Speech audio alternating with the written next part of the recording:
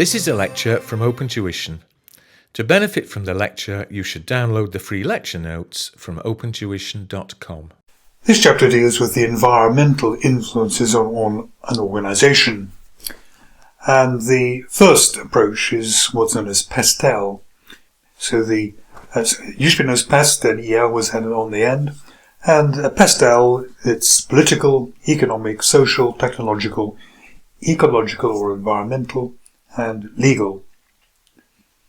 So these are large influences, kind of macro type influences, which tend to affect all organizations, although maybe in slightly different ways. So and organizations have to think how they're going to respond to that, really. So political. Examples of a political influence that could affect organizations. It could be who wins an election. What happens if, say, speaking for the present time, if Donald Trump gets in for a second term or someone else gets in for a second term? What happens if there is tension and political unrest somewhere in an organization? If war breaks out, that is obviously in a particular country, that's going to affect organizations within that country. Economic will involve influences such as change of interest rates, change of exchange rates, tax rates, whether we are in boom or recession, what is the level of economic optimism. You don't need to worry too much about whether, say, interest rates are economic or political. In some countries it is the government that sets interest rates. In other countries it is the national bank that sets interest rates. In a way, it doesn't really matter under which category, political or economic or indeed legal, interest rates come. The important thing is that the organization has recognized that a change in interest rates will almost certainly affect its trading. Social. The big social changes at the moment tend to be to do with population. So many countries, because of better medical care and breakthroughs and so on, there is a larger and larger proportion of older people and a smaller and smaller proportion of younger people. And this will affect organizations, so that if you are in the drug industry, the pharmaceutical industry, then older people tend to be the members of the population who require more medical care, more pharmaceuticals. So the aging of the population is going to be good for such an organization.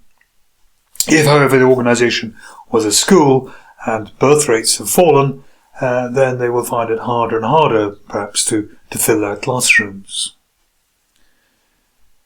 Also within social comes habit, comes fashion. So in some countries there is an increasing move towards veganism or vegetarianism, and if you are a farmer producing beef or even milk, then this may affect you. Technological, the biggest single technological breakthrough or change is the effect of the internet. Think how many types of organization have been very fundamentally affected by the internet. So banks and banking. It used to be books and music. Amazon came in and began selling books over the internet. Now, of course, Amazon sells almost everything over the internet. And this is putting traditional shops on the street under quite a bit of pressure.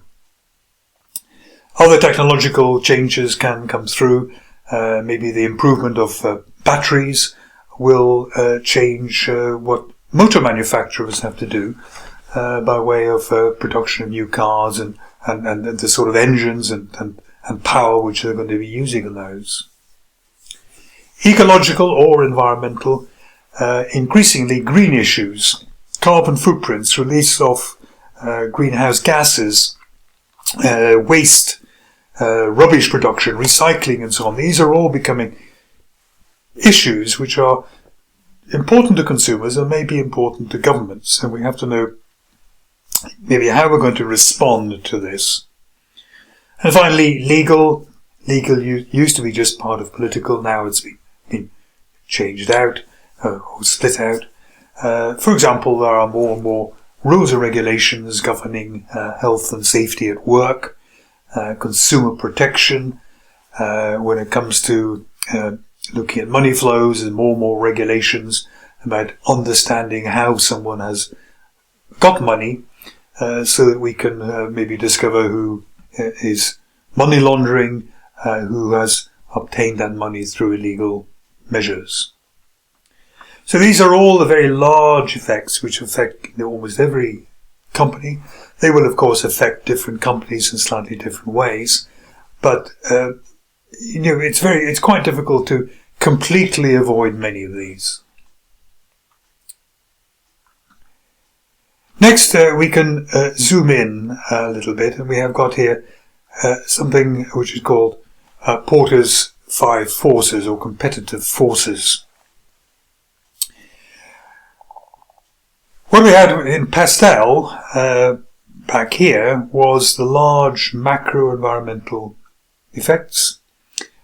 What we have in here are the competitive forces, which are going to be affecting, in particular, an industry sector. So we're zooming in from everything. We're going to say, well, let's look at the car industry. Let's look at the airline industry. Let's look at the publishing industry. Let's look at the pharmaceutical industry. And Porter's 5 forces does this. The 5 forces are as follows. First of all, you have got competition or rivalry.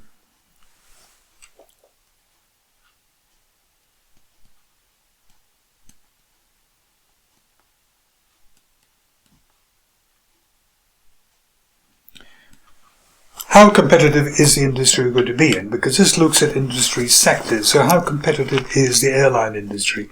How competitive is the newspaper industry, and so on. So if you are in an industry with very many competitors all fighting for the market share, then you're not going to have as easy a time. It's going to be harder to make a profit. If you're in an industry where you are almost a monopoly, then of course you're going to have an easier life. It's going to be easier to make profits. So competition or rivalry. Then there's the threat of new entrants.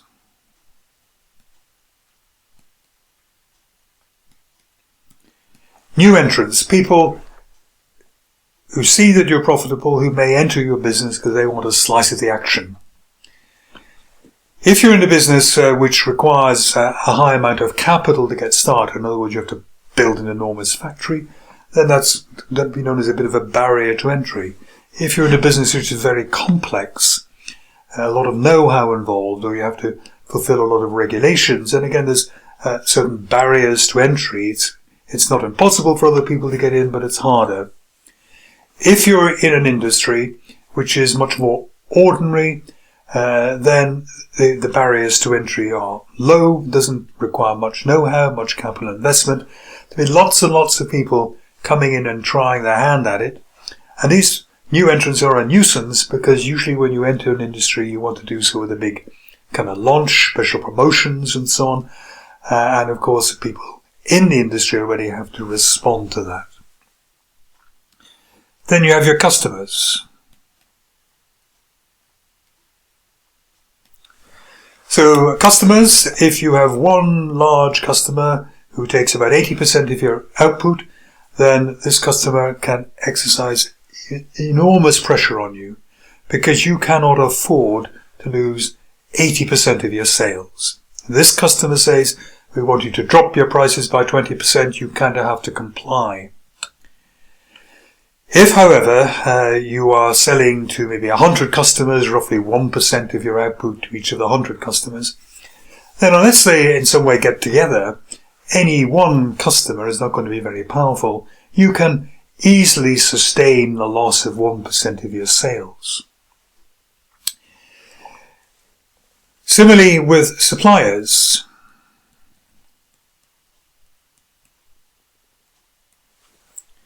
If you are dependent on one supplier for a unique piece of raw material or a unique component, then you have to buy that from that supplier, and that supplier can do almost anything they like with the price, and you have to take it.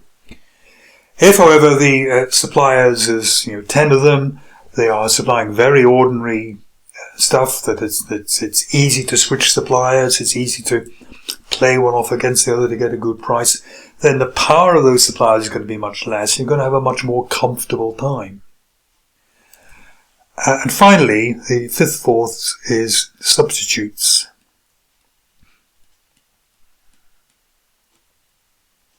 So a substitute is really what gives the customer the same sort of result, but an entirely different mechanism is used to do that. For example, mobile phones are really a substitute to older-fashioned traditional fixed-line phones. Both achieve the same end, that you can speak to people, but they're doing it by quite different means. Similarly, something like Skype, which allows you to communicate really for free over the internet, is a substitute for both mobile phones and fixed-line phones. Substitutes often come through just technological advance. Substitute can often take you by surprise. Suddenly there's another way in which you could achieve something. There's not much you can do about substitutes. You can't kind of hold them back if they're any good. But all you can do is to learn to live with them and perhaps use some of their technology yourself. So this allows us to understand the competitive forces, allows us to understand to some extent our competitive advantage, which is really saying how easy a time are we going to have in this industry.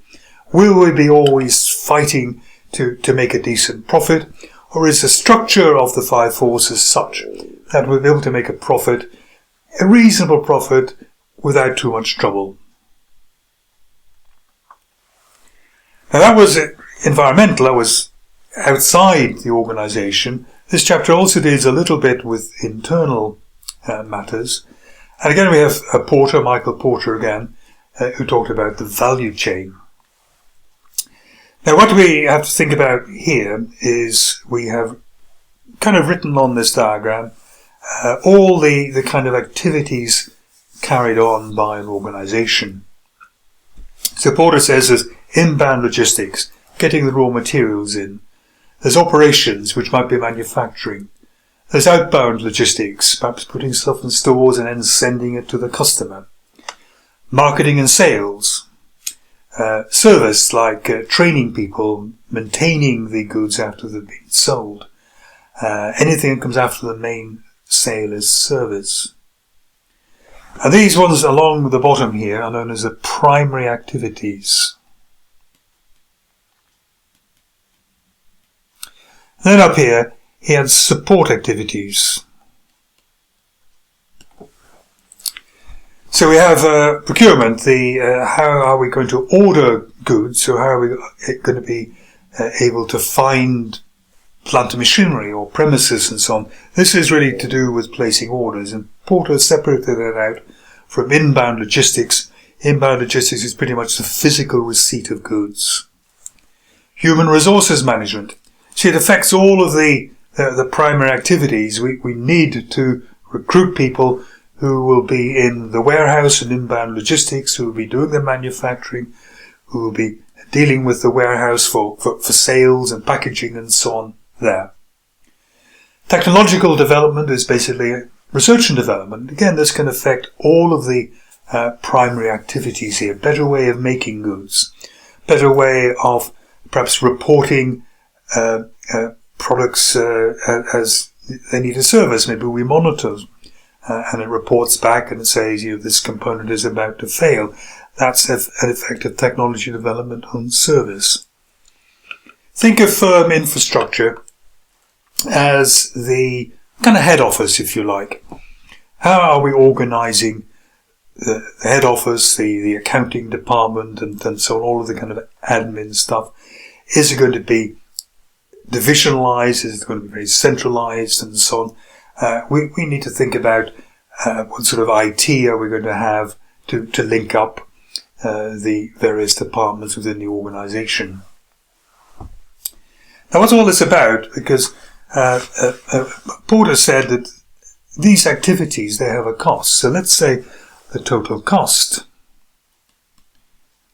is 10 million. So the cost of your operations, etc., etc., all of these activities is 10 million. And then, let's say your revenue is 5 million. Big one, 15 million. Now that allows you then to make the margin or the profit here of 5 million. Porter said, this is a bit of magic here. You're doing something which costs 10 million. Why are people coming and spending 15 million buying this from you? Why have they got the extra 5 in there? Why are they paying that? Why don't they do it themselves? And he said, this 5 million, this is the added value that you are bringing. Maybe people don't do it themselves because they can't. Maybe they don't do it themselves because they don't know how. Maybe they think it's too dangerous. But he was saying that you, as a producer here, must understand the reason that people come and give you enough money to enable you to make a profit. So one of the reasons they might be willing to pay you lots of money is that you promise fantastic quality. That's your secret. And if you promise fantastic quality, you must look after that part of your operations, maybe look after that part of the service, look after that part of the technology development which develops these very good products, look after the human resource management because the training of your workforce feeds into producing products of fantastic quality. If however people come to you because you can offer a product at a very low price, then that's what you must look at. You must say, how can I automate operations to get my prices really low? How can I organize my workforce to keep the wages really low and so on? But it says you need to examine yourself really to understand the key to your success, the key to you adding value. Finally, on this chapter, we look at SWOT analysis. SWOT analysis looks at external events, that's the opportunities and threats. That's the sort of stuff you'd identify in the political threats, perhaps. Maybe there are economic opportunities, there are maybe technological threats and opportunities and so on. These are external influences. It could be what your rivals are doing. It could be what your customers are demanding from you and so on. These are external. And then you have strengths and weaknesses. These are internal. For example, your skills. Your know-how. It could be that your factory is equipped with really modern machinery. These would all be strengths. A weakness might be that you are very bad at quality control. These are internal.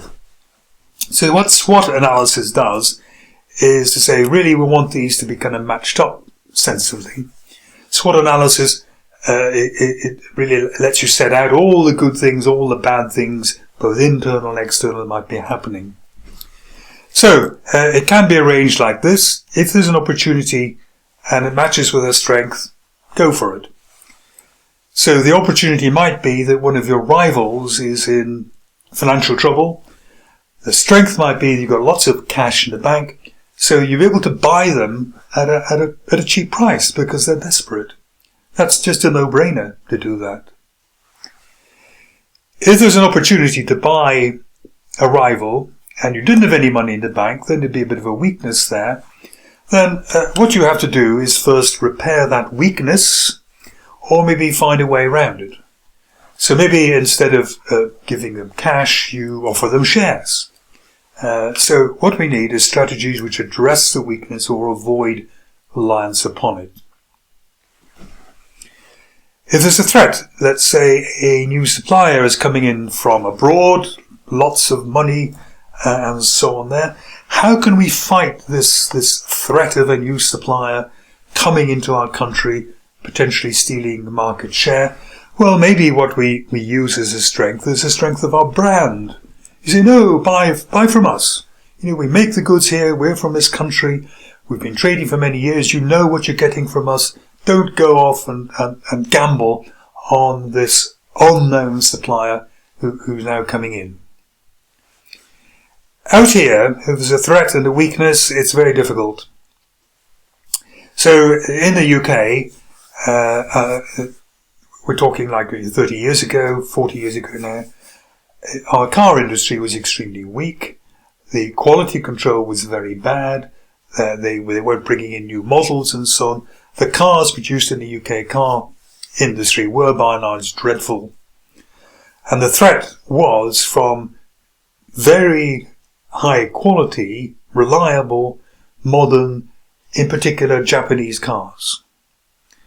And the UK car industry, given this huge weakness they had in terms of quality and modern designs, simply couldn't, stand up against these much better products coming in from abroad.